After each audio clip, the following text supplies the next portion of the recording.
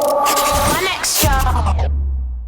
What's good, my beautiful people, and my ugly people as well? You're about to watch an episode of Charlie Sloth's wrap-up. Now, the show normally lives on the iPlayer, but it only lives there for 30 days, and my beautiful friends from outside of the UK can't watch the show, so now we're bringing it here to YouTube. Sit back, relax, and enjoy it. Now remember, if you want to watch exclusive episodes of the wrap-up, you've got to go to the BBC iPlayer. You can do that by clicking right here. You see that there? Magic, fam, man's like dynamo. I'm a magician inside. The wrap-up, cuz, get involved.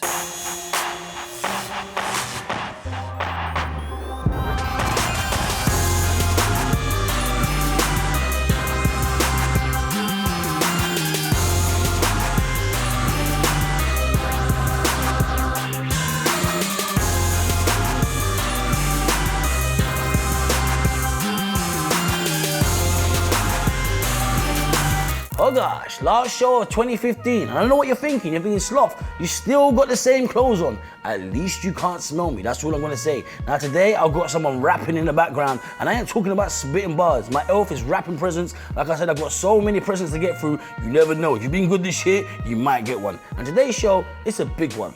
But first, let's find out what's happened in my world. The sound of the streets coming through your aerial. Big nasty, all over your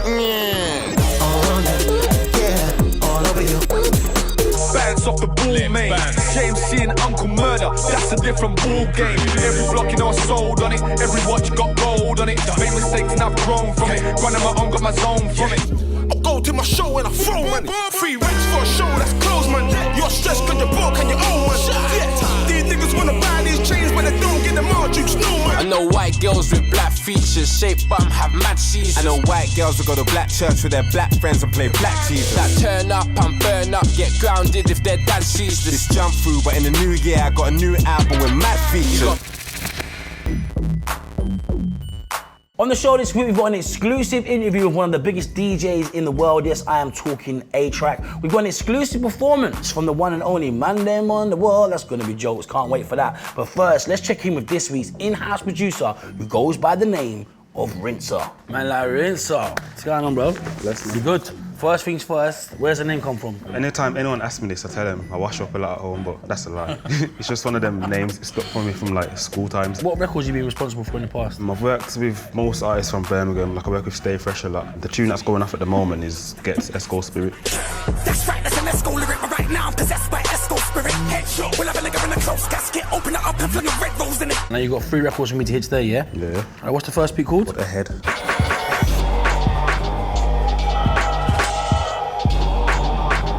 That's it, that's probably eerie, man. It's gonna give me nightmares, that. So what's the second beat? Mind, Body and Soul. Everyone really knows me for like grime, but I don't just make grime, I make like calming music as well.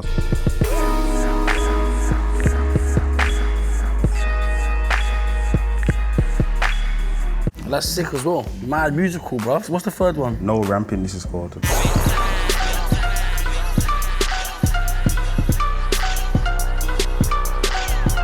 Because that is mad. The crunchy snares, little double up, that's mad. And the record that we are gonna be hearing throughout today's show is No Ramping.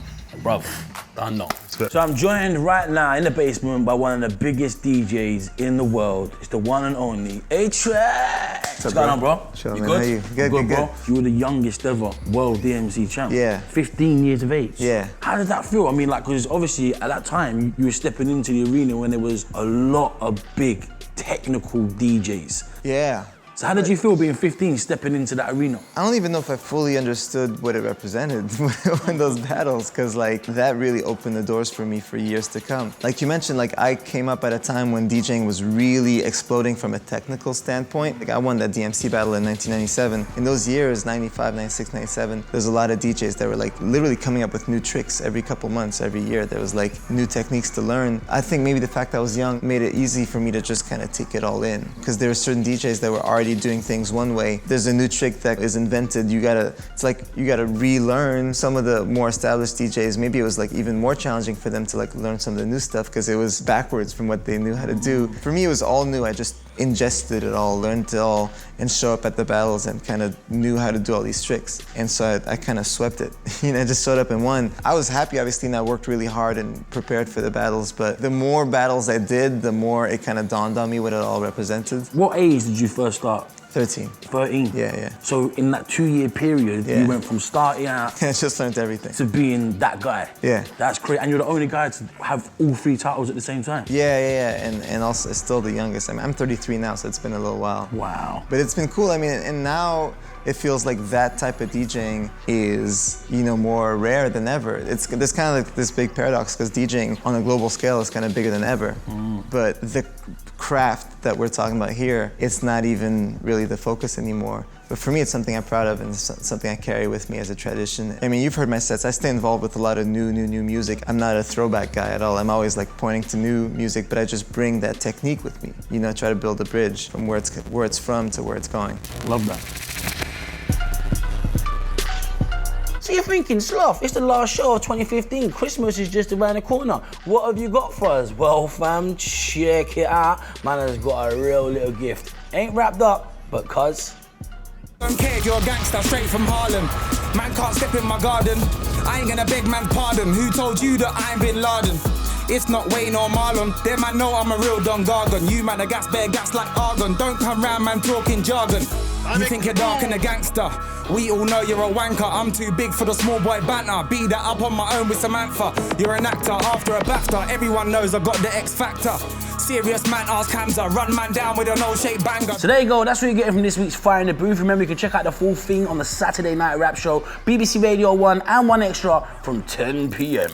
Being one of the premier DJs on the planet, you get to play everywhere. Where for you excites you most? When you look at your itinerary, you're like, whoa, I'm going there next week. What excites you the most? What country or what city excites you the most? South America is really cool. That might be the most exciting part of the world to me right now. Like South America and Asia, it's interesting because they're like emerging economies, but like when it's party time, you feel it. One might think that there wouldn't necessarily be a correlation, but there really is. There's like an enthusiasm in South America that you can really feel. Australia's always got crazy crowds, but then honestly, like Ireland's got crazy crowds. Like even back in America, there's been like the last 4 or 5 years or so, there's been like this whole new explosion. Like America just discovered festivals. It wasn't really there before. Even though a lot of the music might be from there originally, there wasn't really festivals that had DJs until just a few years ago. And there's really a whole couple of generations the last few years that discovered DJing on a bigger scale. And that's been exciting for me and my peers out there to just help grow that and foster that. I've been lucky enough to see you perform a few times. And as a DJ myself, you're one of the DJs, there's not many, that I will watch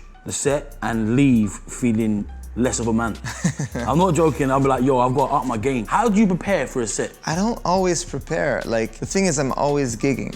Like I'm never off. A lot of times it just flows from one show to the next. I'll try ideas on the spot and I'll keep the new ones. I spent years, practicing. Like I spent my whole teenage years in my parents' basement learning how to scratch and do all the technical stuff. I'm still kind of going off of that technically. Nowadays, a lot of what I do is producing music and running Fool's Gold and this and that. And like, obviously I'll, prepare my music, before gigs, but I like to just show up and figure it out on the spot. Christmas is just around the corner. I hope you got all your presents, cuz. Down at BBC Radio 1 Extra this week, it was full of action. We're about to find out what happened. Check this out. Talking, you've got Drake's mobile number.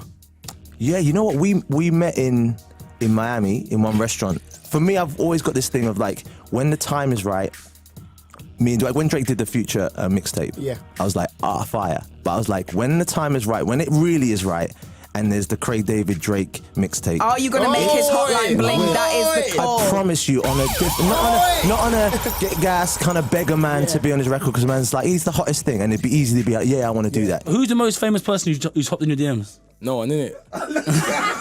No. The manager was like, no. I've hopped into girls' DMs and I've been aired and that. Yeah, you've been aired. I don't know why though. Oh, what do you mean? What did you say? Wait, what did you say? I can help you. Like, I'll keep it yo. Yeah, nah, that's you always come on. No, I'll be like. I'll keep it yo. You gotta keep it yo. No, you can't. What's the first line? It depends. So like, if I think she's like, I need the first line. If she's on that working she's like, oh, hey babe, then obviously I'm gonna approach her in the same way. I'm like, hey babe, how are hey you? babe, no, you got, but you gotta play the game, fam. But once you in, no, hey babe, bro.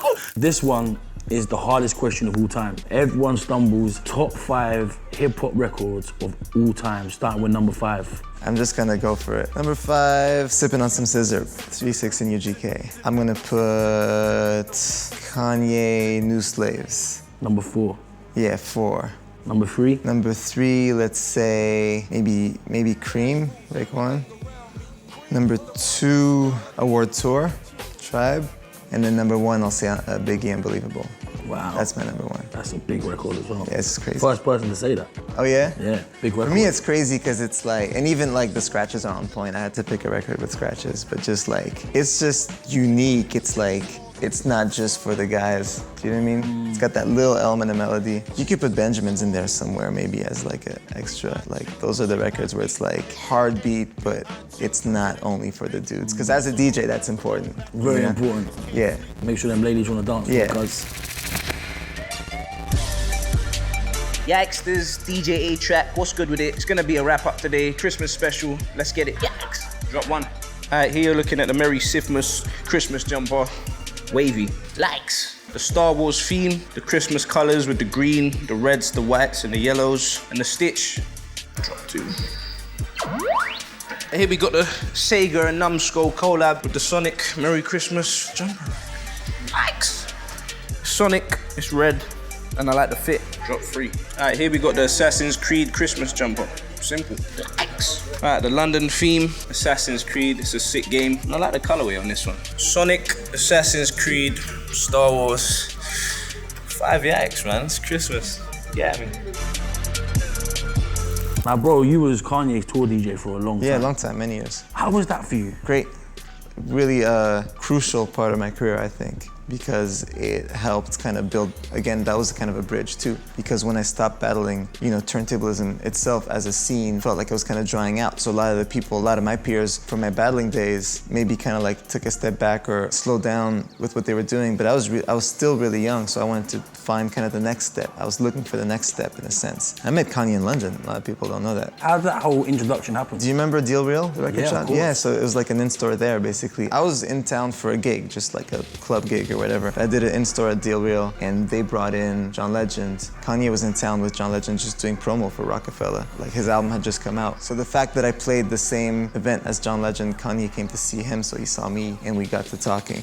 It all started from there. Working with Kanye was really cool because it kind of like, it showed me what like a bigger operation is like. I mean, there's two things. On one hand, just directly working with him and building that really strong trust and friendship, that was really cool because it was really kind of a two-way street where we influenced each other in a lot of ways. And I showed him some of the more, you know, like everything from like streetwear designers and electronic music and things like that that he maybe wasn't paying attention to in those years. I helped open him to that, but then he showed me, he never sat down and showed me anything, but just to be next to such a great producer and a visionary artist, I just took in a lot. Even just like understanding what an operation of that level involves. I was DJing in a sort of true school underground kind of thing, traveling the world by myself and just playing these venues that weren't necessarily that big at the time, and then playing stadiums with Kanye and Usher, you know, on tour with like a 15-person travel party, seeing him deal with like lights and video projections and all this stuff. Next thing you know, he had me teaching the string section how to do the songs. I wasn't trained for that, but just kind of like, when it's one of those jobs, you're there, you gotta just figure it out. Either you do it, you sink or swim, you know?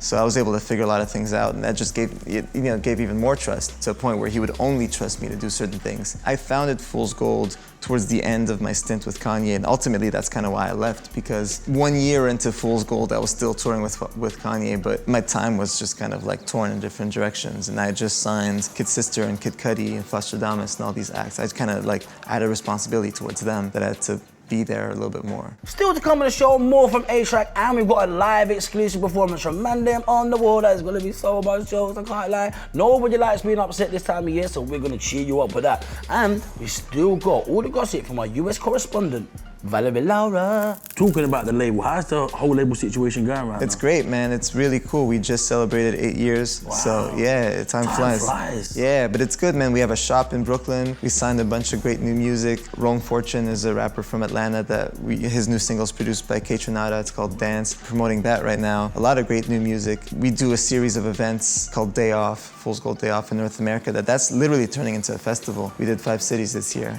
in the US. So it's cool just signing just a bunch of music that we love without even caring about what genre it is. It could be rap or electronic or bands or anything in between. A lot of cool like alternative R&B stuff too, and just growing the company.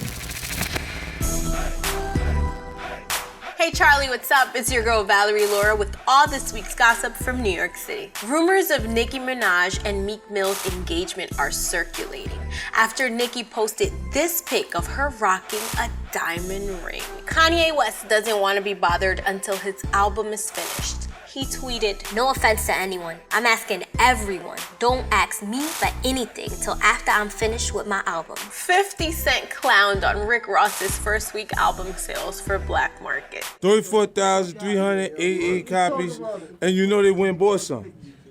Oh, so you saying the label bought Rick Ross's album? No, you know he had to buy some. Anybody would have panicked. The St. Louis Rams locker room was selfie central after their victory over Detroit, due to a certain sports agent, Jay-Z, partaking in the celebrations. 1, 2, 3, And finally, no news about the Drake and Adele collaboration, but Plies dropped this on his Instagram. Hello from the other side. Yo! Monster called 1,000 times. What you call to tell him? You are sorry. Yo! That's all from me, Charlie. I'm Valerie Lora. Have a Merry Christmas and a Happy New Year to everyone across the pond. See you all in 2016.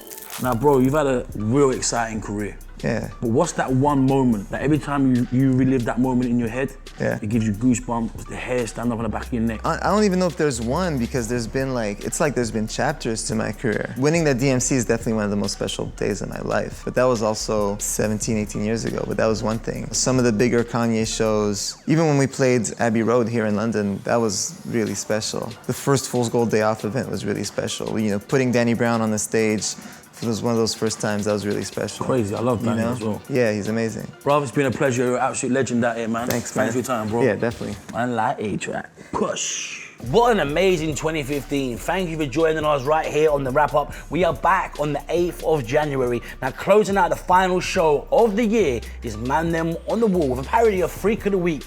Instead of being called Freak of the Week, they've gone with Fleek of the Week. So, let's take it away. Hey, fam, you finished with them decorations yet?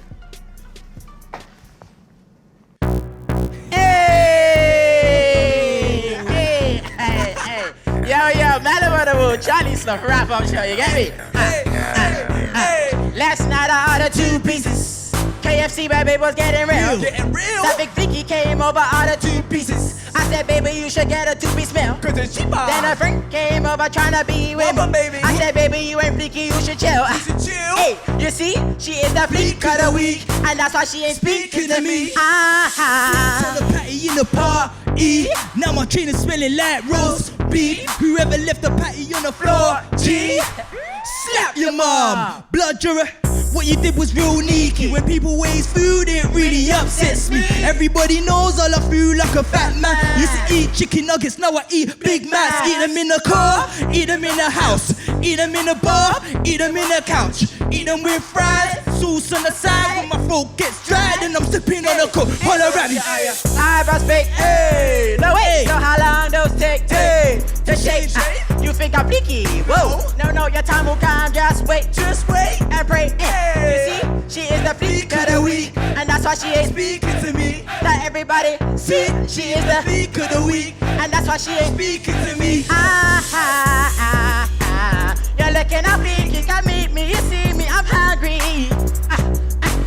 I'll make you a bakery, it's tasty, you wait me. You say you got a man and you seem sure. Say I'm just a friend, I wanna be more. Teach you how to grind, how to be poor. Have you ever ate Matt D's on a seesaw? I can see you got your eye on it. Big batty girl, come wine on it. Big batty girl with my bottle at. Hey, she can't believe that I asked that. Hey, she got the keys to my heart. Beep, beep, they ain't doing it right. Come and see me. You could be my lady, looking fleeky. I'll be the daddy to your baby. Eyebrows fake, hey. No wait, so how long those take to shape? You think I'm fleeky? Whoa, no, your time will come. Just wait and break. You see, she is the fleek of the week, and that's why she ain't speaking to me. Now everybody, see, she is the fleek of the week, and that's why she ain't speaking to me. You're looking at me, you can meet me, you see me, I'm hungry. I make you a pastry, a bakery, it's tasty, you bring me. Yeah. She's a fleek. That's right. She's so fleeky. She's so fleeky. Yeah. She's on fleek. She ain't fleeky. She ain't fleeky. Oh no. Hey. Now do the tap. Now do the tap. Now do the tap. Now do the tap. Now do the tap. Now do the tap. Now do the bake. Now do the bake. Now do the bake. Now do the bake. Now do the bake. Now do the failure. Yeah. Now do the failure. That one, yeah. Hey, hey. You get me? Mandem On The Wall. Charlie Sloth. Wrap up show. You get me? Where I am. Mixtape the shortcut home. Make sure you get that. You get me? Why take the long way home, correct? Why take the long way home? Why do it to yourself? Why? One more time, man. Yeah. Hey, you see? She's the fleek of the week, and that's why she ain't speaking to me. Now everybody, see? She's the fleek of the week, and that's why she ain't speaking to me. Fleek of the week, and that's why she ain't speaking to me. Yeah. See the fleek of the week. Sit, fleek. Done no. Song's done. Ratings. Yeah.